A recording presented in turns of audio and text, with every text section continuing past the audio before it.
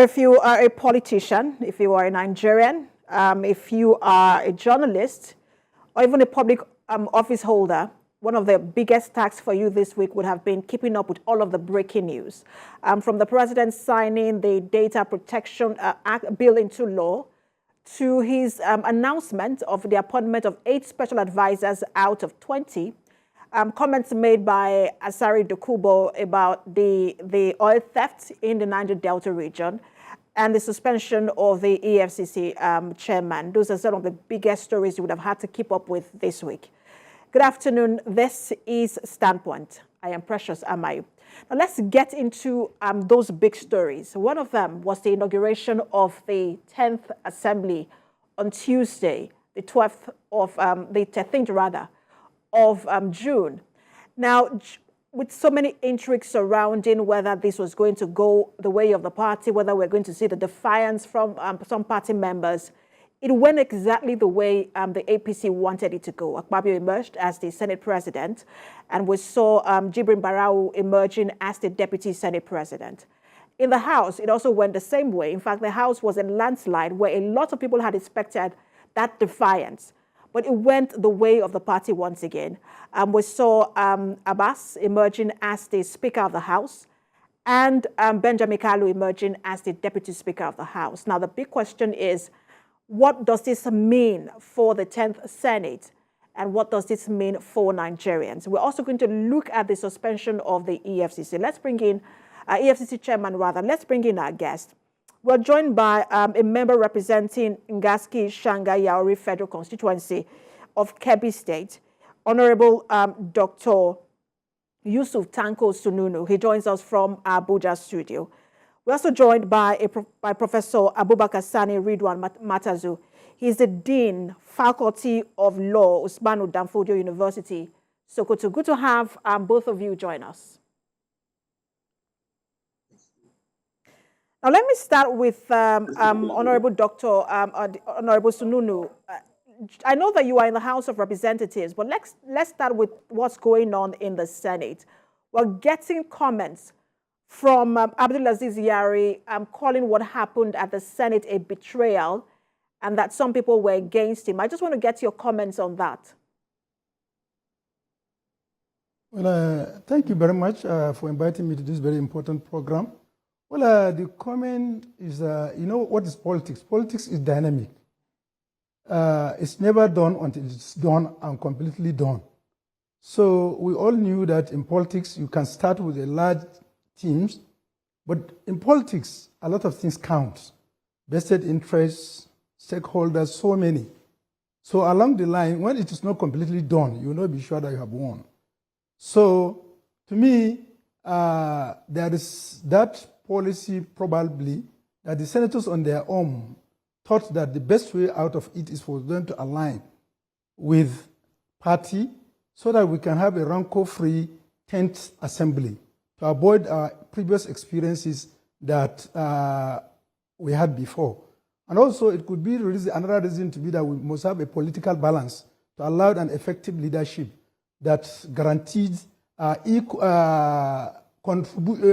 active participation by all zones of Nigeria, thereby them thinking that the best way they could do is also to have the South and Southeast participating. For the Southeast, the Deputy Speaker is also from the House of Representatives, who came from Abia State, and also he is coming also from South. In this regard, you will now say that both the executive legislature, there is no zone that is left out. Some zones were also rewarded by the leadership of either as a Secretary to the Government of Federation or the party chairman, like in the zone, North Central. The other zone also have their vice president in the Southeast. So in the Northwest, we were also favored to have a speaker. So therefore, I think probably the equation overnight change, reasoning and considering Nigerian unity and their desire to have a rancor-free 10th Assembly might have influenced the senators' decision to act the way they have acted. I'm not a member, as you rightly said, so whatever I'm just thinking is just my own analysis on the factors that may have likely gave us the result we have seen. Thank you. But what about the House of Representatives, where there was, instead of the secret ballot, we saw the open ballot? And I think it was just about 6 House of Reps members who did not vote for Abbas. Everybody seems to have gone with Tajuddin Abbas. About 353 members went with him. Do you think that there are likely to be the same sentiments from Jaji and Wase about feeling betrayed as well, considering how members voted? I don't think so. I don't think so. You see, the criticism about open ballot system is uncalled for because the House is guided by standing rules. And in standing rule, Order 1, Rule 1 says that the business of of the House of Representatives plenary must be done according to the standing order of the House of Representatives. And that is what is prescribed by the standing order of the House of Representatives.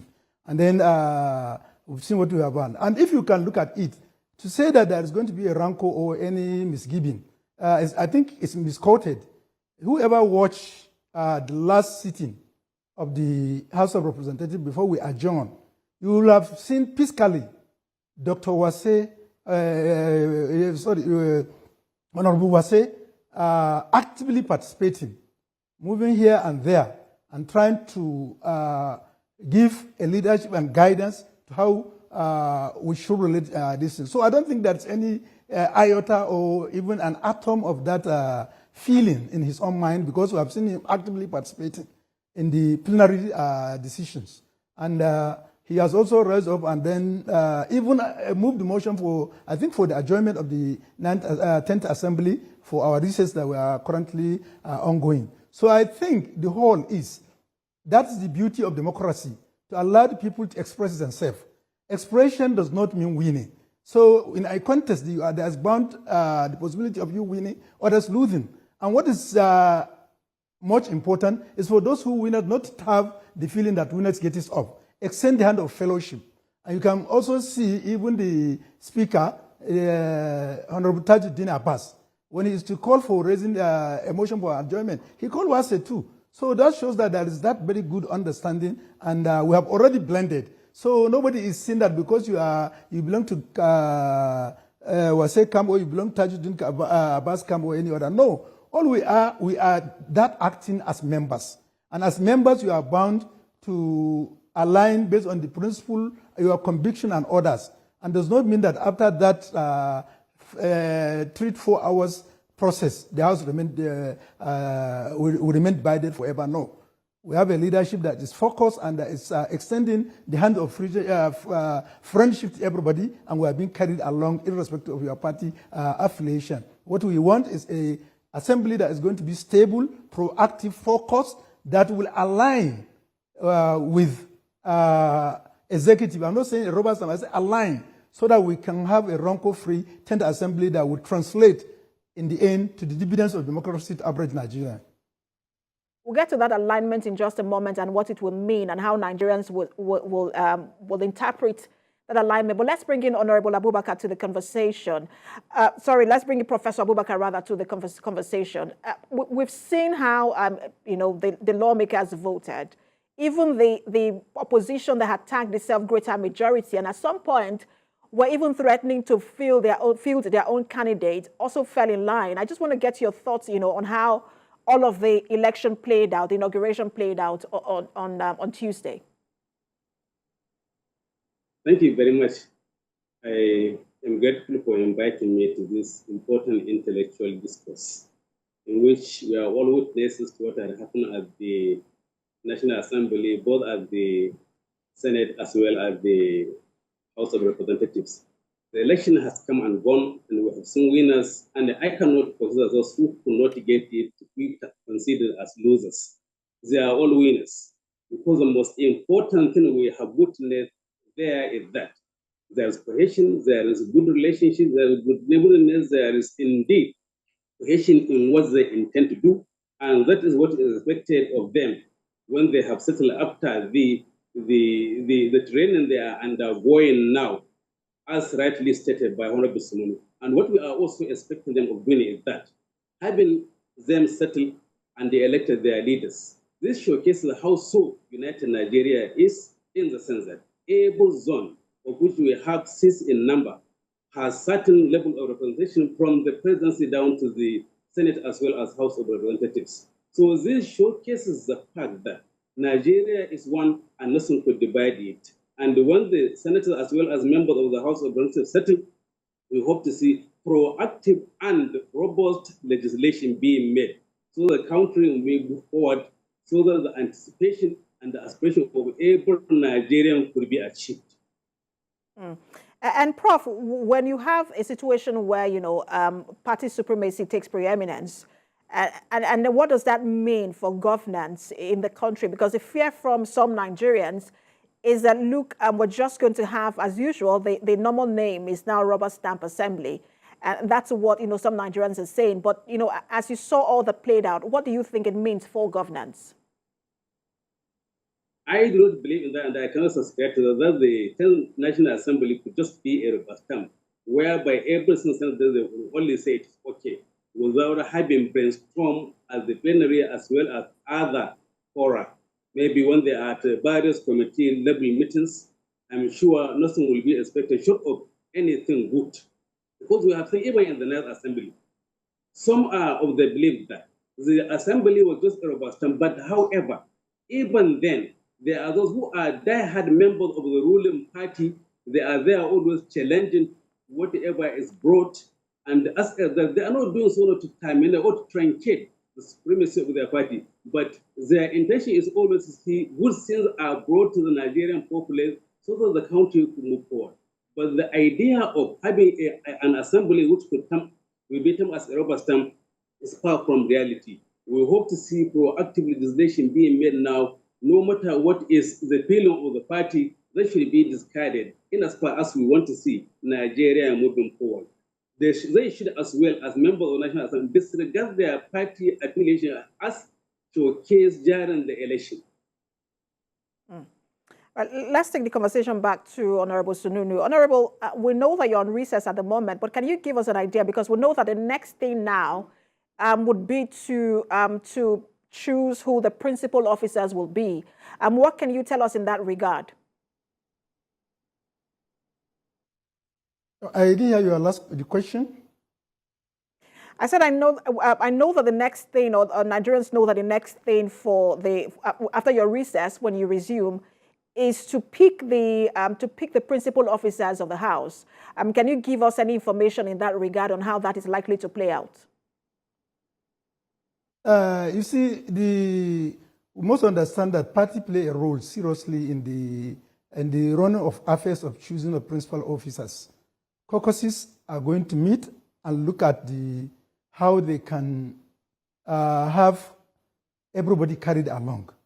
For example, in our Northwest Caucus, we are going to meet, but already we have a speaker. The minority wing also are meeting to have their leadership, so also the majority people. So we are going to zone it like what is happening now, areas that are supposed to produce the majority leader, let's say for a leading party, through the interaction with party leadership, will now look at it and look at the candidate within the members based on experience, reachability, and then the ability to carry people along and to serve as a key stakeholder that will put the members of the party together. The party will now arise and decisions and canvass the support of members within the National Assembly so that the House of Representatives or the Senate, so that they can support, just as it was done to the election of the presiding officers. So that with that, you now see that you have a quality presiding officers within the House of National Assembly. And I don't think it's going to be something hard. We have already crossed the bridge. We have the presiding officers already elected. So I think what is needed now is just we are going to put it together and see how we can provide a better representation in the presiding officers, the leadership of the National Assembly. But is that already been done in your party? Can you give us an idea of how, because you mentioned that it is going to be zoned. Can you give us an idea of how it is likely going to be zoned? Well, I don't want to preempt the party or the caucuses yet. We are soon going to meet, so I don't want to say this is where it is going or this is where it's not going. But very soon we are going to have those areas zoned, and we also in the 9th Assembly too, it was done to us. So we also have to take the Northwest Caucus sat down, and we all agree, and we came down along with the name of Alassane Adodogwa to be our majority leader. So it is a democratic issue. Right now, there's ongoing consultations to carry everybody along, so that nobody will feel he's isolated in decision making. So it will now be wrong of me to now come and preempt zoning meetings and this thing probably, so that I didn't be carried that Abdul's party has endorsed this when I'm not in position to say that the caucuses have also endorsed also candidate. But I assure you very soon that the politicking and negotiation consultations, give and take that is going on will produce something that is going to be acceptable to the members of National Assembly. And also, Nigeria will have the confidence that we have a team on ground that can do the best for this country. This I assure you. All right, let me bring in Prof to the conversation. Prof, this is really more about governance than it is about politics. And, once the Honorable said that, look, they have crossed the biggest hurdle, which is to pick the presiding officers of the Assembly. But now Nigerians want to see governance and not politics.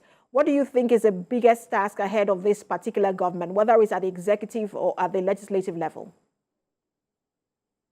Thank you very much. From the National Assembly, we have seen how they have conducted their election, which is a rank plea, as it has been rightly indicated. So now it means that they are about to settle for business. The same way the presidency has settled for business, what is expected of them is that, first, by the time His Excellency President Bola Ahmed Tinubu submits the list for nomination into his cabinet, so he has started doing that as far as special advisors are concerned. They should not waste time. They should, as much as possible, with dispatch now treat those issues that are forwarded to them with dispatch, so that they can also settle for business. The way the president has started showing us that, yes, he is ready for business, there are proactive decisions being taken, which is to the admiration of every citizen of Nigeria. So we expect the 10th National Assembly, which we hope, as someone was saying, that they are about to settle now to discuss on how they fill in the remaining leadership as principal officer of the National Assembly.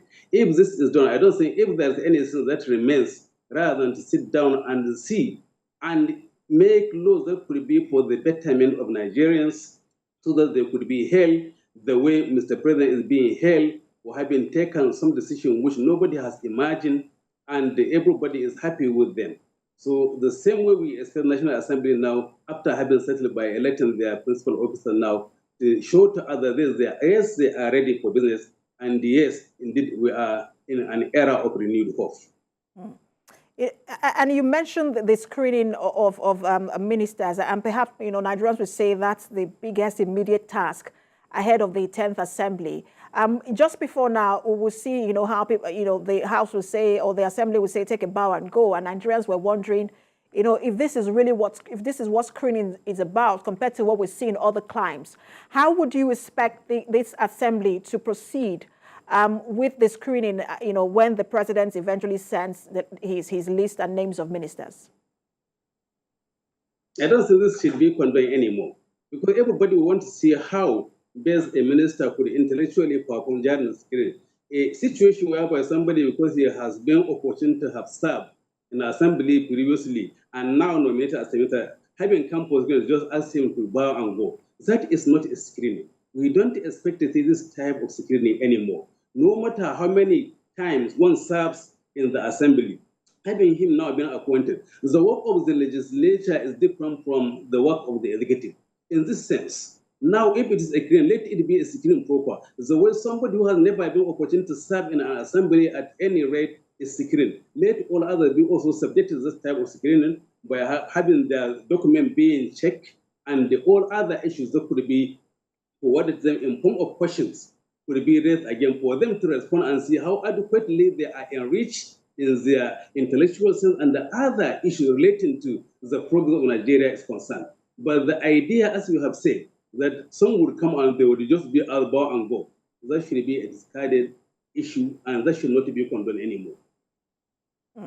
And Honorable, what is the disposition of the House and the Assembly in general to, in terms of how it tends to work with the executive and particularly the president?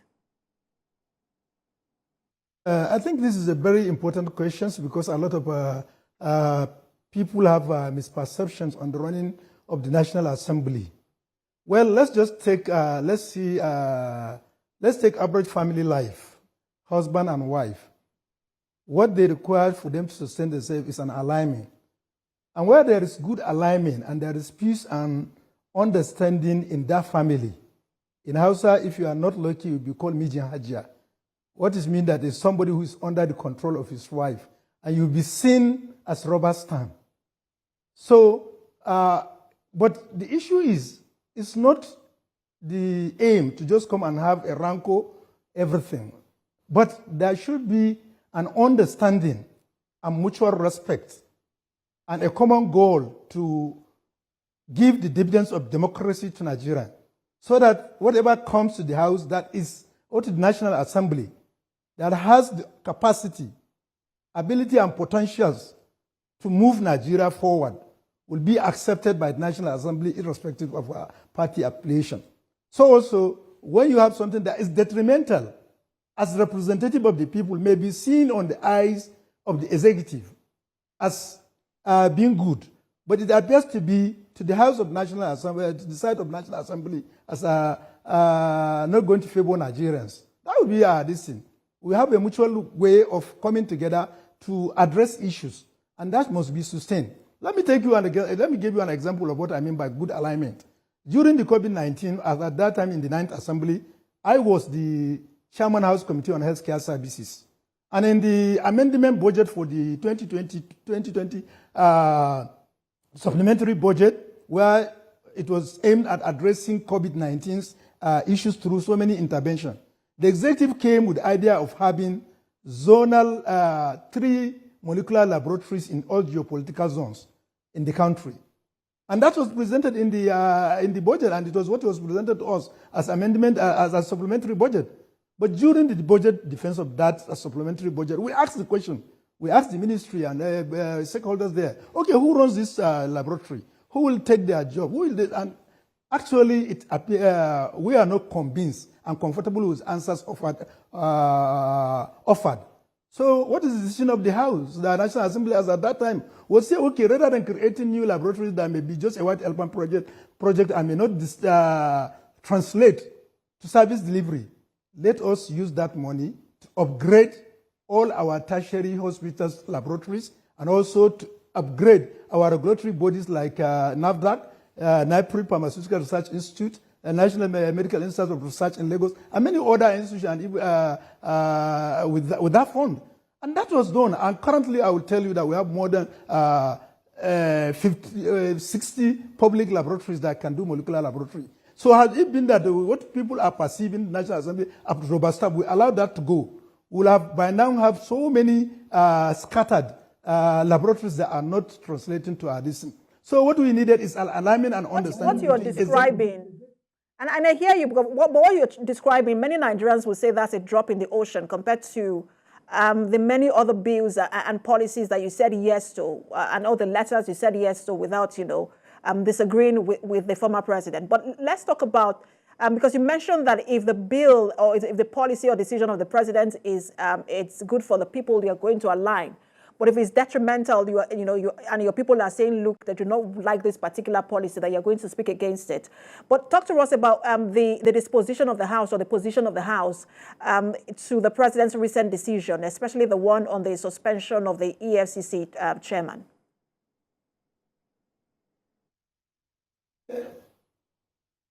I didn't hear your last this thing. I was asking you about the position of the House on the decisions, recent decisions made by the president, especially the one on the suspension of the EFCC chairman. You see, we have to understand that there are prerogative powers of the president. He has in many instances, he has the powers to appoint. some appointment will require the screening of National Assembly, most especially the Senate. And he also is at the liberty to also fire.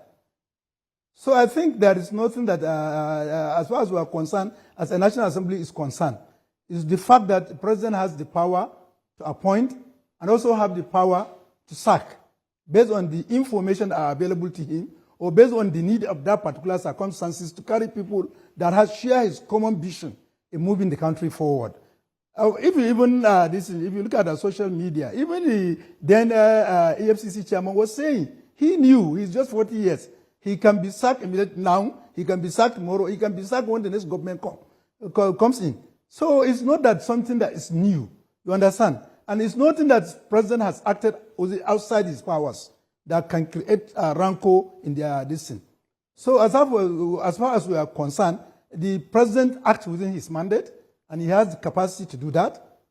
I don't think there's any issue between him and between the president's actions and National Assembly's position. And Prof, let's talk about, because many people are saying that let's talk about the suspension. Many people say, look, until proven guilty, innocence should be maintained, and perhaps, it should have been allowed, even with the CPN governor, that they should have been allowed to continue until they are proven guilty. Because sometimes when you find these people not guilty, you hardly find them returning to office.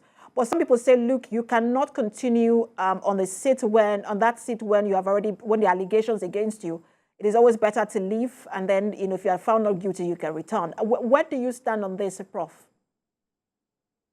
So the true position is that once there are certain allegations leveled against any official and which requires investigations, there's no how that person could be left occupying his chair, because he could truncate, he could interfere with the investigation. So if that is so, the suspension is in order, as the Honorable Senator has rightly indicated. So because there are certain allegations which are to be proven in a court of law. So right now, even with the suspension, the two gentlemen could be taken to be people who have not yet been convicted, they have not yet been arraigned. But however, in as far as there are certain allegations, then they have to vacate office. If they don't do it on themselves, then the president has the duty, as it is a mandate upon him now, to get them going. He has the mandate of hiring and firing, but I'm sure due diligence and regard to law has been had, especially when there are certain allegations which need to be proven. This allegation could be only proven successfully if these gentlemen are not occupying their seats, especially when we say abuse of office. It is an act or omission that is leveled against an officer, which is against the norm, against the dictate of the law. He has been granted that power, but it is abuse.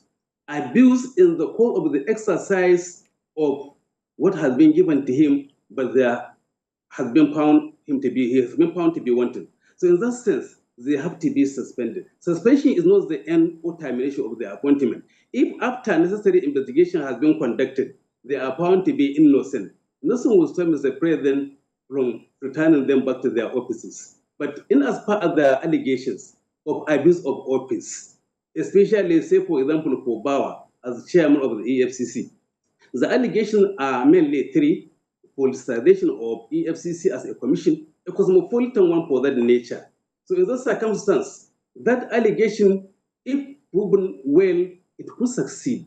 But there has never been a situation whereby the agency has been free from politicization. Secondly, the issue of violation of human rights and disregard of court orders, which he is supposed to be, especially in prison. That could be likened to a situation whereby everybody, as far as the legal office is concerned, every person, as far as an official of a government in any agency is concerned, is guilty of that offense. So, for example, if we are saying that he has to take himself to prison, how could he do that? If in my capacity, even if I have been found, could I do that? Nobody could ever do that. But who is said with that responsibility now to think that yes, the orders, rulings, and judgment of the court are adhered to, rather than the Inspector General of Police? That man also is found to be wanton in the exercise of his powers because he is not willing to do so. So if he hasn't done so, then how do you expect somebody that having him been found guilty of contempt of court, not to say I'm carrying myself to prison. And how far do you expect this shake-up, this cleanup to go? Some have called it an institutional cleanup by the president. We understand that some ministers have also been invited by the EFCC. How far do you expect this shake-up or cleanup to go? So the way I see it is that some people have to go for they are going now to an evil investigation to be carried out successfully. For example, Bauer, there may be some other person whom, if he is still maintaining his offices, that investigation cannot be conducted successfully. So they have to be asked to go, and especially those allegations leveled against the suspended CBN governor, they could not be achieved the way they are supposed to be achieved in as far as he maintains his office. Something with Bauer. So in those circumstances, they have to go, so the investigation could be carried out successfully, with the humble hope that they could be arraigned before a court of law. If the court of law finds them guilty, so be it. If they are through, so it is. Honorable, some have said, look, that some of these issues were seen is also as a result of the National Assembly, especially the Ninth Senate, not doing its job as it should, because the Ninth Senate, Ninth Assembly rather, has oversight function over some of these government agencies who do not seem to have, or which do not seem to have regulators, as it were, that the Assembly is supposed to be the regulator. And because the Assembly failed to do its function like it should, and that's why some of these issues are coming up. I want you to respond to that, and and then you also tell us how you think that the 10th Assembly should proceed or address some of these gaps in terms of oversight function of the Assembly. Thank you very much. Oversight is one of the core functions of National Assembly, and which I believe we are doing quite all right. Most of the time, I think there are a lot of issues that are challenging. But however, so many successes have been recorded. There is no MDA that will say that have not received National Assembly as far as an issue of oversight is concerned in their own domain, to see how things are done or how things were done. But you see, most of the time is what brings about slowdown in oversight functions was the way budgets is being implemented in the country. Let's say, for example, we are in 2023 now, about going for the preparation of 2024 budget. Now, the 2023 implementation, in fact, even the 2022 implementation has not gone far. In some MDAs, talkers of us now go into 2023. So you find that by the time you go for an oversight, all you'll be shown is the processes that are so far being commenced and could not be concluded yet. What is the issue? There is slow in doing business of procurement in this country. And I think for our government, the current government to succeed, that must be addressed.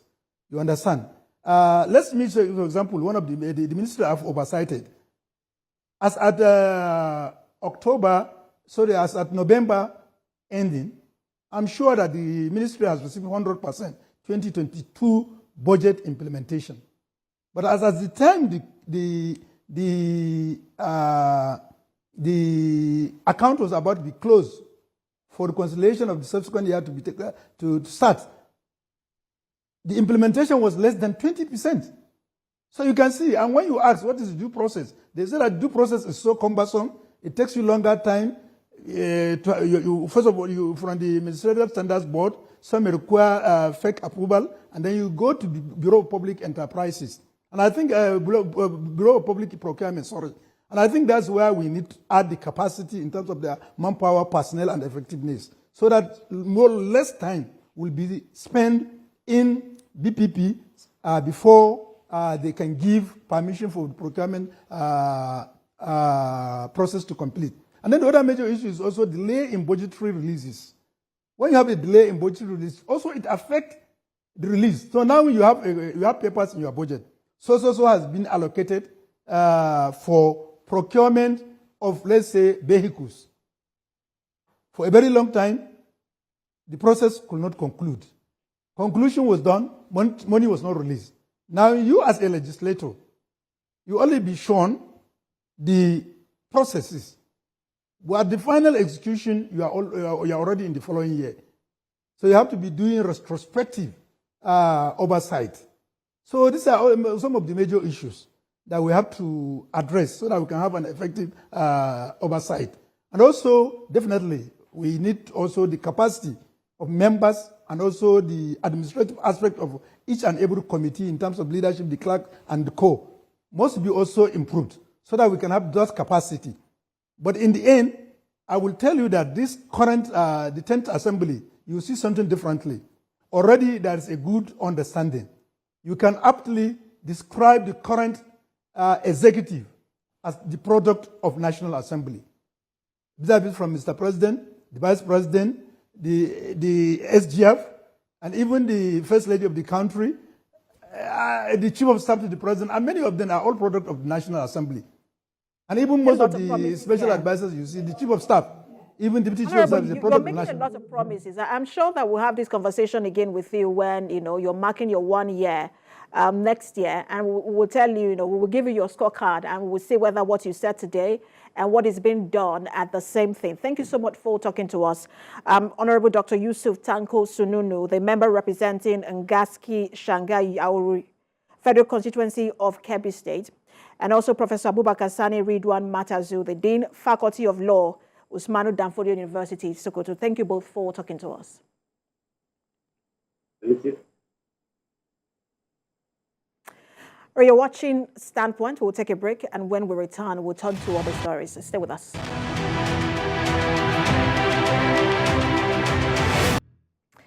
Thanks for staying with us. Now, the federal government said that it is working out modalities to begin the disbursement of student loans in September. David Adejo, who is the permanent secretary at the Federal Ministry of Education, disclosed this while answering questions from journalists in Abuja on Wednesday. President Bola Tinubu on Monday signed the bill to give students access to interest-free loans into law. Now, according to Adejo, President Tinubu has directed that the first recipients of the loan must be available for the 2023-2024 academic session. And that's what we're talking about today, the controversy around that bill. What do people know? What don't they know? Is it simpler than people imagine? Because there are a lot of speculations and a lot of people are speaking on that bill. But let's talk to someone who is in the education sector and who was a major player in the last general election. Let's speak with the presidential candidate of the Accord Party in the last general election, Professor Chris Imomole. Good to have you join us. Thank you for inviting me. It's been a while. I mean, you ran and then, one would say that there is no loser, everyone is a winner. So let's start by congratulating you for even being part of that election. Thank you. But you are in the education sector. You've always been in the education sector. When you saw that the president has signed this particular bill into law, what was your reaction? Okay, I think this is my first media interview after the election because so I've been now we are done with campaign. It's now time to govern. And for me, as a person, all I want is a better country. So I am not going to sit at any side of the fence to criticize what is good or nod my head at what is not okay. So what we'll be doing now is to watch and ensure that we have a better country. So I haven't said that. My core is education. I haven't been in the education sector for many years. And when we were going all around, we spoke about education. And if you look at what the present government is doing, it's more like the manifesto of everybody. We all know the problem. And I think we are beginning to see, sincerely from my own view, because there are some things I want to say here that might not go down well with some persons, but from my view, we are beginning to see an administration that has that will to begin to implement what should have been done. We, for a very long time, have had government who have promised what is not possible, and we are now seeing the loan implementation, and we are getting to know that the truth that tertiary institutions cannot be fully funded by government, and there is need to cushion, and those are part of the things we are doing, which is in the right direction. Yes, it happens in every developed country in the world, in the United States, in virtually every part. Students are aided to pay their school fees because education is very, very important and it shouldn't be a privilege to a very few persons. So with what has happened so far, I think I'm very much happy. And again, if we look critically into that bill, you're going to see a sign of faith. The sign of faith is this, that students get to pay back 2 years after their NYSC. It's a sign of faith. But isn't that assuming that they would have already gotten a job? Because that's what a lot of people are also worried about, that, look, the moratorium, if I would use the word, when you are done with NYSC, that time that you have to pay is 2 years. But what if you haven't gotten a job by then? 2 years, you are paying 10% of your profit or salary. You read it very well. It means that there's a faith. The faith is therefore that government know that they have a lot of things to do. Then we must make sure that we stimulate the economy so that young graduates who finishes at least 2 years after the NYSC, they should have themselves doing something or get themselves employed. It's a statement of faith. I like that faith. It's a sign of taking up responsibility. Nobody wants to give out something without having to work to collect back. It's a sign of faith. And the faith is not, the statement is not, you pay 10% from nowhere. You pay 10% if you are employed or if you have something doing. That is why it said 10% of your salary or profit of your businesses. So should we assume that, look, if by 2 years, we're hoping that people who graduate, that we have enough jobs in the country for people to work, but should we assume that, look, if you then don't have a job 2 years after, that you're still, in the clear, not to be able to pay, and then government gives you that time until you get a job? I wouldn't talk for government, but I'm just... I'm asking from your own understanding. And how it's been done, how it's been done everywhere, which I believe that is the same practice that's going to apply here. If a graduate does not get a job, of course, a responsible government, which I believe this particular government is, would not, if you don't have anywhere to pay from, you are not going to pay. But we still need Nigeria to be sincere to the fact that once you have something doing within that time, you should be responsible enough to pay what you have taken. It's a very fair game, and it's what we have been anticipating for a year, that the tertiary sector of the Nigerian education have this privilege to have children that is nobody go to school. And what that will do is government can now focus on properly funding the tertiary educational system. Look at what has happened to the removal of oil subsidy, about 7 trillion. And the last request from ASU was the 1.3 trillion that was supposed to be part of the revitalization fund that's supposed to be sent to the university. You can see we are hoping that there will be fund available to make sure that our labs, the labs in the university are working. What we've had in the Nigerian university have been just chunking out people without adequate education. That is just the truth. People get certificates, but they are not really educated to meet up. We have Nigerians brilliant, but those facilities are not there. So we want to begin to see the university, the polytechnic, the monotechnics, the College of Educations being properly funded, being given their attention, having known that, okay, students cannot get support for funding from the government through loan, then things should be done in the right way. And I was listening to, I think is the, I was reading a comment made rather by the ASU chairman or national chairman of ASU, who said, national president of ASU, who said, look, this particular bill said tuition, and most universities, federal universities, are tuition free. That what they pay are other fees. And I've also heard, I think it was the pro-chancellor of UNILAG who also said the same thing, but that probably that should be expanded. That look, they don't pay tuition in some of these universities; they are tuition free. They just pay other fees. There's also the part of the argument that look, sometimes even the schools that say they pay tuition. The tuition is little compared to all the other fees that you pay, the hostel fees, the books you have to buy, laboratory fees, for example. And then when you put all of that together, it's more than tuition. Do you think that it should have been expanded to cover other fees that you have to pay in school? Because it just said tuition. No, every student in every university, we went to university, we paid to the school account. Now we have this centralized account where people pay. National Open University, student pay. You can have students. In UNILAG, every school, student pay.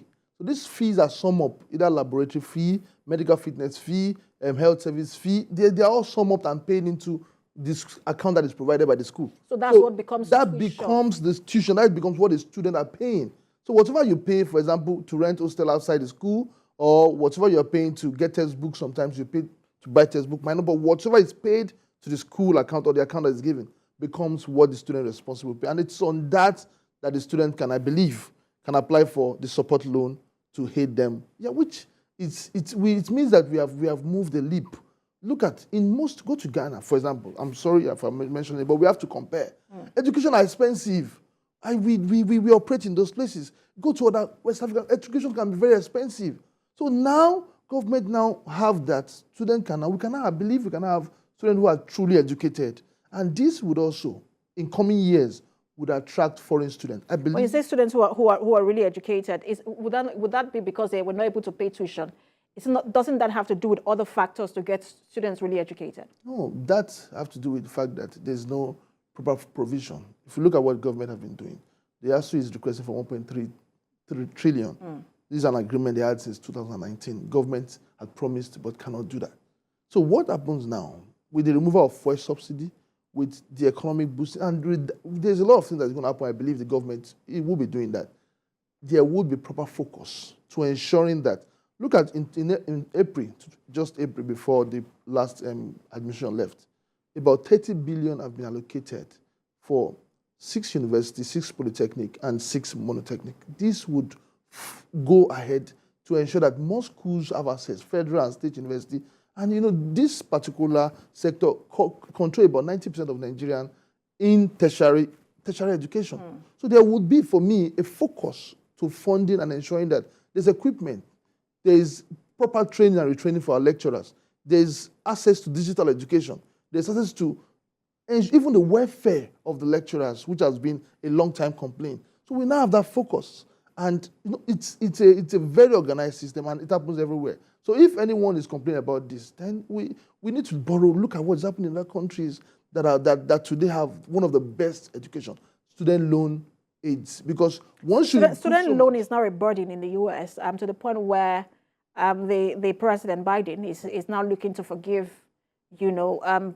some student at least some amounts, and say, look, we're going to at least take out some of this amount for you, so you can focus, because it's really a debt. People work and spend their time paying off their student loan. Do you foresee a situation where that also becomes a problem, where people are working and it looks like, oh, this is a burden on their shoulder just to pay students' loan? Yeah, every responsible government at a time in the US, we have loan forgiveness. It comes time to time but the truth is this: funding education and making sure that every school, every university have all it takes to properly educate your citizen takes a lot of fund.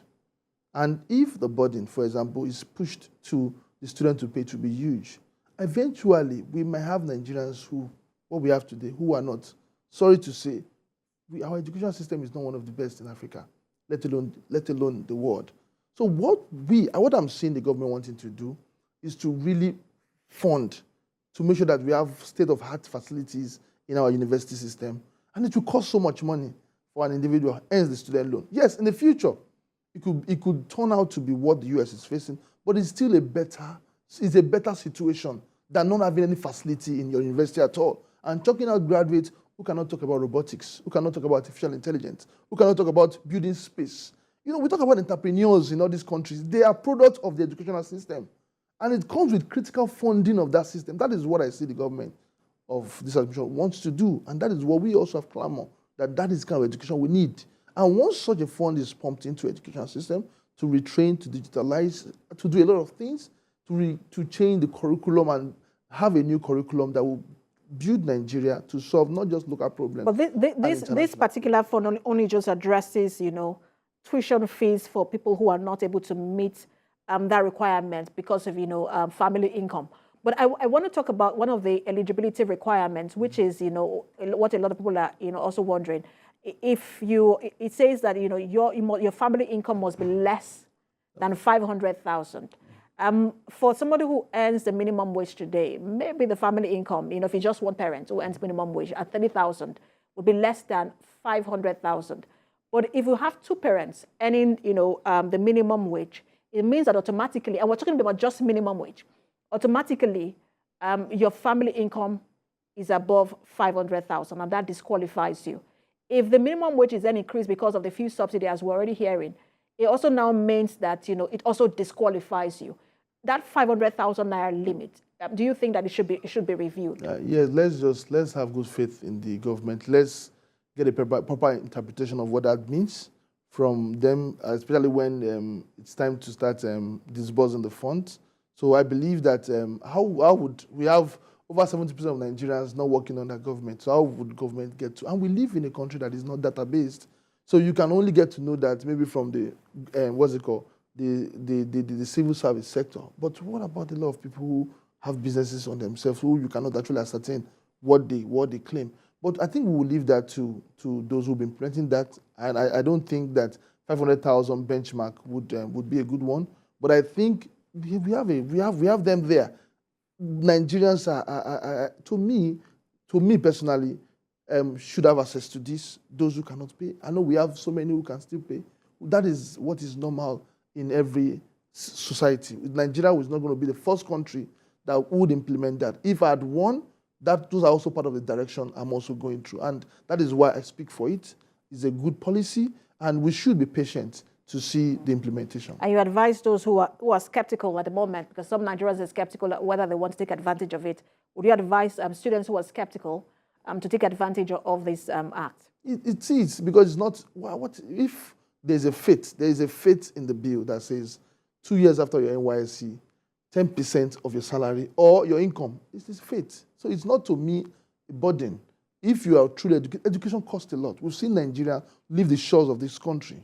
The only time I'm going to speak against this bill is when education does not improve. Is when we don't have those equipment in our institution. Is when our lecturers are not trained and retrained. Is when the graduates that will be chunking out of the universities are not merging up with what. But if that happens, I think it's okay. Basically, this reform should be all-encompassing for the education sector. Yeah. Thank you so much for talking to us.